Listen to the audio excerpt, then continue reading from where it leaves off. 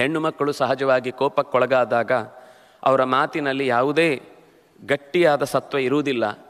ಅದು ಆಗ ನಡೆಯಬೇಕಾದ ಕಾರ್ಯವನ್ನು ಸಿದ್ಧಿಸಿಕೊಳ್ಳಿಕ್ಕೋಸ್ಕರ ಎಷ್ಟು ಕಠೋರ ಬೇಕಾದರೂ ಮಾತಾಡ್ತಾರೆ, ಎಷ್ಟು ಹಳೆಯ ನೆನಪುಗಳನ್ನು ಈ ವಿಷಯದ ಜೊತೆಗೆ ಜೋಡಿಸಿ ಅಸ್ತ್ರವಾಗಿಸಿ ಅದನ್ನು ತೂರಿ ನೋಯಿಸ್ತಾರೆ.